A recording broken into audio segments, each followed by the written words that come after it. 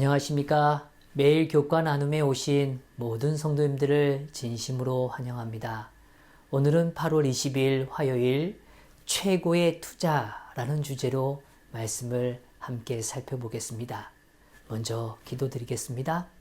하늘에 계신 아버지 하나님, 오늘도 우리는 말씀을 펼칩니다. 주님, 우리에게 생명의 양식을 허락하여 주시고 말씀을 깨달음으로 기쁨이 있게 하시고 또 다시 한번 하나님 앞에 순종하며 걸어갈 수 있도록 축복하여 주시옵소서. 이 시간을 주님께 온전히 맡기며 예수 그리스도의 이름으로 기도드리옵나이다. 아멘.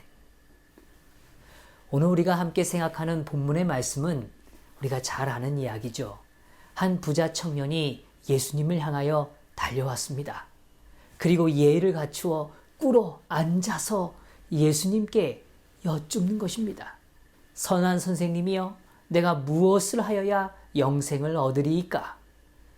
이 질문이 너무도 멋지고 이 젊은 나이에 어떻게 이런 질문을 할 수 있을까 싶죠. 영혼을 바라볼 수 있는 안목, 그것에 대한 갈망을 가질 수 있는 젊은이라니 말이죠. 그가 예수님께 보여주는 태도와 이 질문만으로도 사실 좀 감동이 있지 않습니까? 예수님께서는 이러한 젊은이를 향하여 계명을 다시 한번 비추어 주십니다.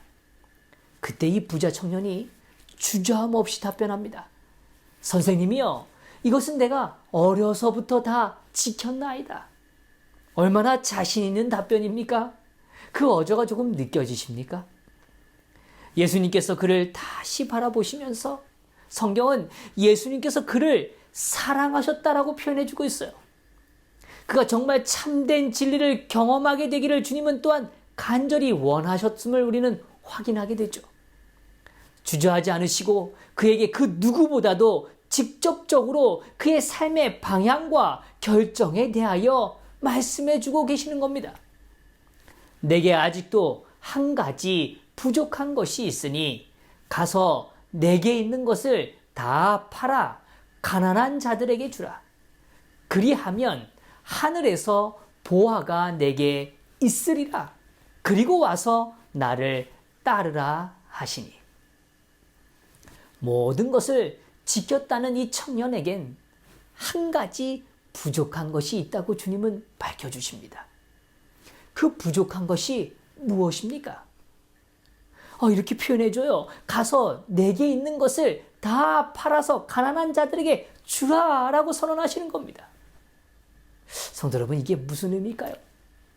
교회 증언에서는 이와 관련하여 매우 중요한 사실을 밝혀주고 있습니다. 이 청년은 재산이 많았으며 그의 마음은 거기 있었다. 오늘 주님은 너의 마음을 나에게로 좀 가져오라고 말씀하시는 겁니다. 너의 마음을 빼앗아간 그 재물을 다 나눠주고 다 버리고 다 뒤로 하고 와서 나에게로 너의 마음을 좀 주라고 말씀하고 계시는 겁니다. 성도 여러분, 냉랭한 마음을 가진 누군가와 이야기를 나눠본 적이 있으십니까? 마음이 완전히 돌아선 것을 느꼈을 때 어떤 기분이 드십니까? 그 상대가 아무리 친절을 베푸는 것 같고 아무리 위하는 말을 하는 것 같아도 말이죠. 마음이 없는 행동과 말에는요, 무엇으로도 채울 수 없는, 또 이어질 수 없는 깊은 간극이 존재하고 그것을 느낄 수밖에 없다는 거죠. 공감과 동행이란 결코 실현될 수 없는 일일 것입니다. 오늘 주님은 이 부자 청년을 사랑하고 계셨습니다. 그리고 진실되게 그의 마음의 자리를 밝혀주시고 나에게로 와서 함께 걷자고 제안해주고 계시는 겁니다. 이 청년의 선택에 대하여 다음과 같이 조금 더 자세하게 이야기해주고 있어요. 이 청년의 세상 재물에 대한 욕심은 동료 인간과 불멸의 기업에 대한 사랑보다 더 강했다. 그의 선택은 이루어졌다. 하늘의 보물을 쌓으라고 하시는 그리스도의 제안은 거절되었다. 이는 그가 조건들에 응할 수 없었기 때문이었다. 세상 보물을 사랑하는 힘이 승리하였고 하늘은 그 모든 매력적인 영광에도 불구하고 세상의 보물에 의해 버림을 받았다. 그 청년은 몹시 슬퍼하였다. 이는 그가 두 세상을 다 원했기 때문이다. 결국 그는 세상 것을 위해 하늘 것을 버렸다. 참 슬픈 장면 아닙니까? 오늘 우리의 마음은 어디에 있습니까? 이 청년은 두 세상 모두를 원했다고 이야기해요. 그러나 기억하셔야 해요. 두 세상 모두 소유할 수는 없습니다. 우리가 더 사랑하는 것으로 우리의 선택은 기울어질 수밖에 없다는 것이죠. 엘렌 화이트는 우리가 직면하는 시험에 대하여 좀 더 명확한 기별을 전해주고 있어요. 시험이 닥쳐오기 전까지 재물에 대한 그의 사랑이 얼마나 큰지를 알 수 있는 사람이 적다. 그때가 되면 그리스도의 제자라고 공언하는 많은 사람들이 하늘을 위해 준비되지 않은 것을 나타내 보인다. 그들의 행동은 그들이 이웃이나 하나님보다 재물을 더욱 사랑한다는 것을 증거한다. 부자 청년과 같이 그들은 생명의 길을 묻는다. 그러나 그 길이 지적되면 그리고 그 예상 비용이 나오고 그들이 세상의 재물을 희생하고 선행을 많이 해야 한다는 것을 깨닫게 되면 하늘은 너무 비싸다는 생각에 빠진다. 세상 재물이 많으면 많을수록 그 소유자가 그 재물이 자신의 것이 아니며 하나님의 영광을 위해 빌려온 것이라는 사실을 깨닫기는 더욱 어렵다. 우리는 시험이 닥쳐오기 전까지 무엇을 더 사랑하는지 모르는 경우가 많다고 이야기해줘요. 비단 재물만이 아니겠죠. 명예와 지위, 세속적인 쾌락과 우리의 알량한 자존심, 또 비교를 통한 우월감, 사실 이 땅에 사라질 것들, 결코 하늘에 어울리지 않는 것들을 사랑하고 있지는 않은지요.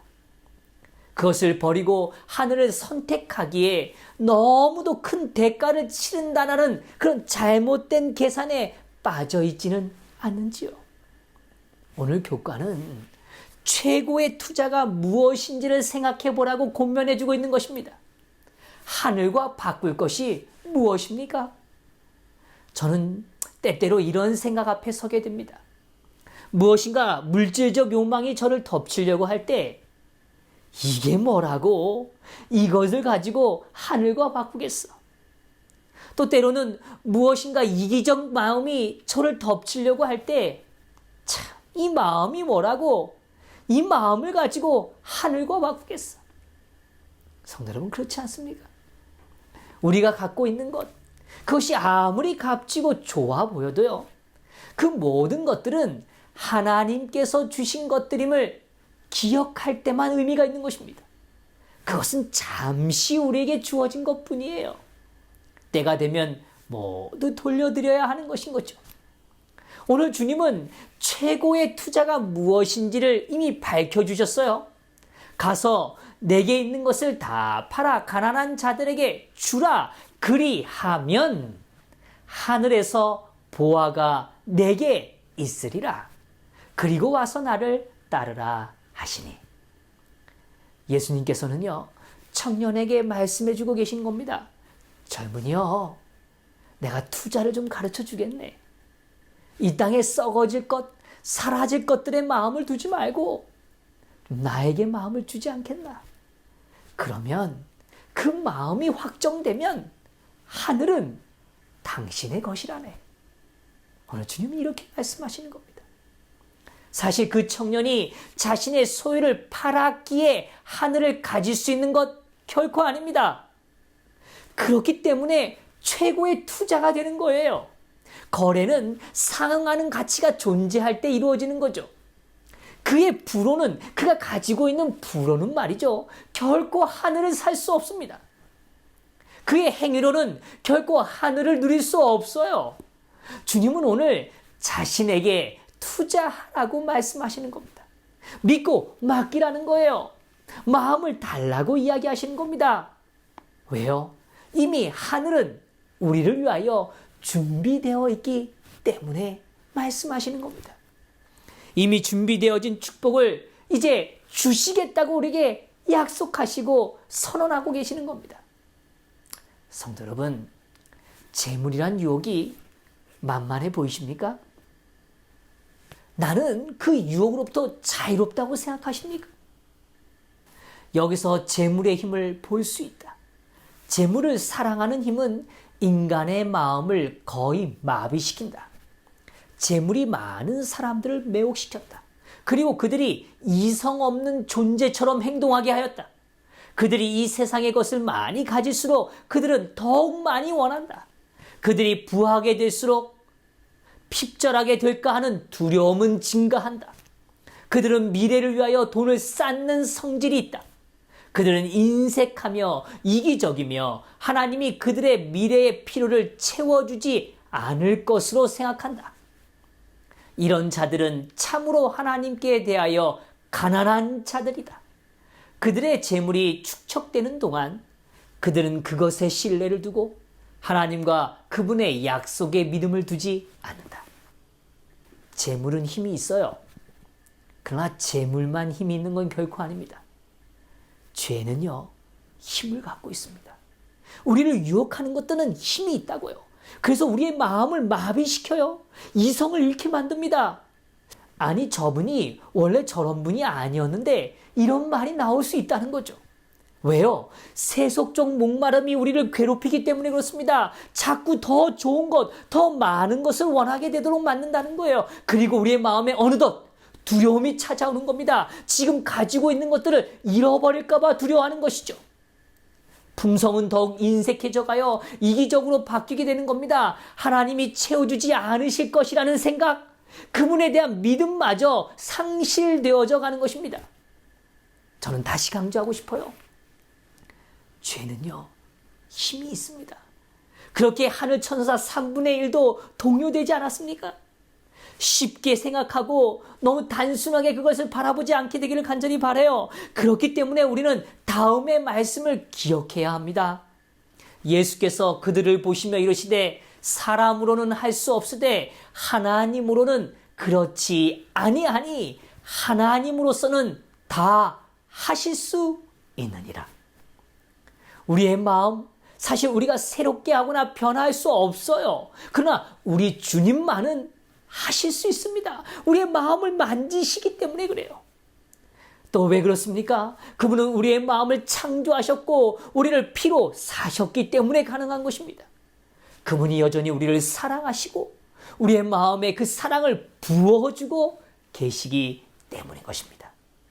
우리에게 부족한 한 가지가 있을지 모릅니다.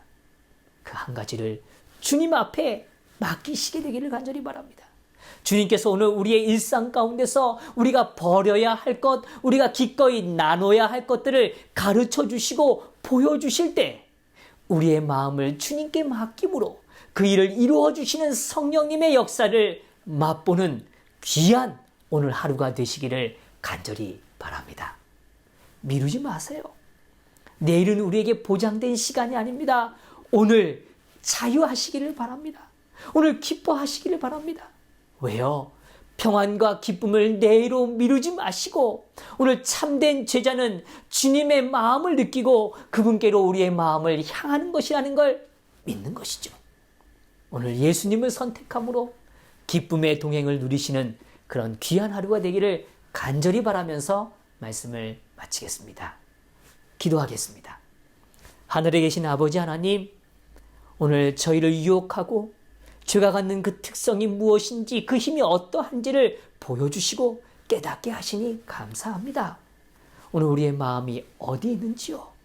아버지요, 그 마음을 살피는 귀한 삶이 되게 하시고 오늘 하나님께 우리의 마음을 드릴 수 있도록 그 한 가지 부족한 것이 무엇인지를 찾고 하나님 앞에 회복될 수 있는 귀한 생명의 시간을 누릴 수 있도록 축복하여 주시옵소서. 이 하루 주님께 온전히 맡기며 예수 그리스도의 이름으로 기도드리옵나이다. 아멘.